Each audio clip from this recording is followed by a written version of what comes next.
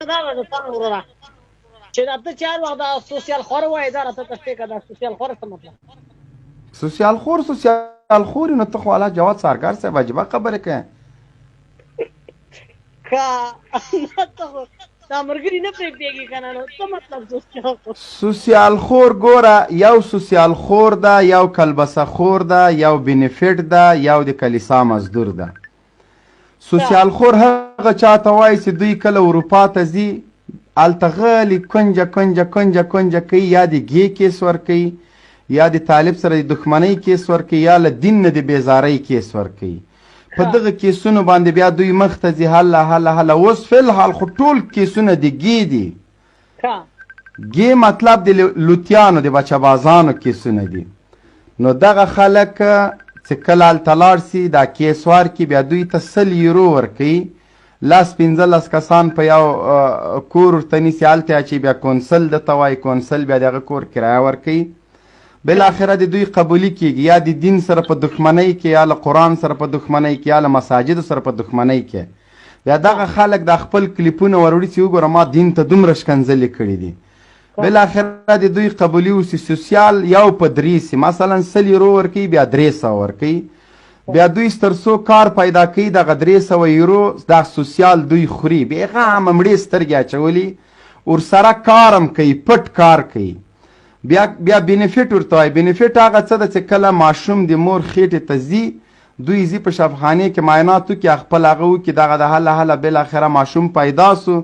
دوی ته 1200 یورو ورکوي بیا همدې ماشوم ته 10 20 25 100 یا 80 دغسې یورو دا د ورځې د میاشتې ورکوي دې ته بینیفیټ وایي مطلب هغه ماشومان هم خپل خرڅوي بیا دوی د دې په مقابل کې خپل ماشوم په کټه پیس نسي وهلی چې ویې وهه پولیس ورپسې راځي ماشومان ټول ترې بوځي د ښځې اختیار د ناموس اختیار د عزت اختیار ټول دا د حکومت په لاس کې ده ځکه دته سوسیال ورکوي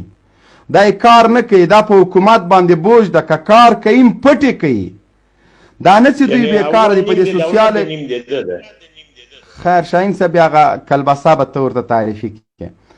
بیا دا دوی همدغه شی راواخلي همدا خوري ټول عمر په دې باندې لګیا دي پټ دي دا د بینیفیټ او دا سوسیال سو دغه د بېغیرتۍ حد د نور نسته چې هم کار کوي هم په مړو سترګو باندې دا سوسیال اخلي په ده باندې بچي غټی نو ته به څنګه د اسلامي نظام د راوستو لپاره غږ جکې دغه خلک به څنګه د افغانستان کې د شرعي نظام ملاتړ وکړي دغه خلک مجبورا چې دا ونه کې سوسیال پې قطع کېږي په دوی بینیفیټ قطع کېږي د دوی کونسل چې ورته وایي د دوی د کور کرایه ورکوي هغه کور په داسې جي کې ورکوي کونسل ګوره سوسیال خورو ته په داسې جي کې کور ورکوي چې هلته نه څوک حیا پېژني نه عزت لکه د بغیرت ترینه خلکو په منطقې کې دوی اچوي هلته به دوی ژوند کوي بیا د کلیسا مزدور چې ورته وایم دوی چې کله اروپا ته ځي دوی په جب کې یوه انا نه لري جواد چارګر صاحب یوه چوانۍ نه لري په جب کې دغه سوسیال د کلیسا مزدوران بیا دوی کلیسا دوی ته 2 ډیمه روټۍ ورکوي 2 ټیمه بیا سهار او بېګا دوی د کلیسا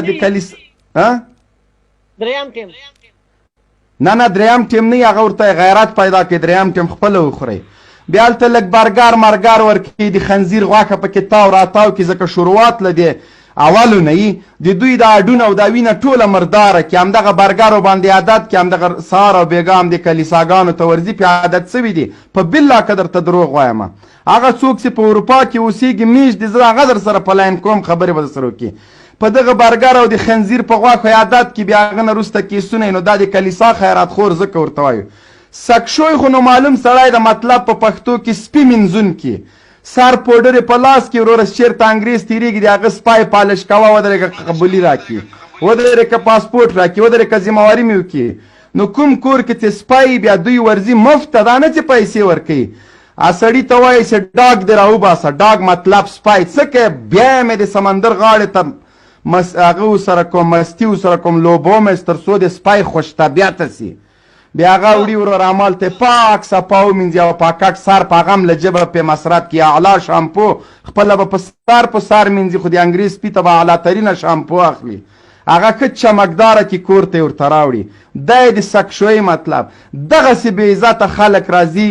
د موږ په نظام باندې په اسلامي امارت باندې تاخت و تاج کوي چې دوی یې نه کوي څوک به یې کوي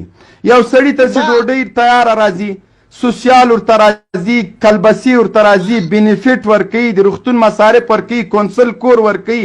نور نو څه غواړي دوی به اسلامي مقدساتو ته توهین نه کوي دوی به مدرسې او جومات او منبر نه تاخت و تاج کوي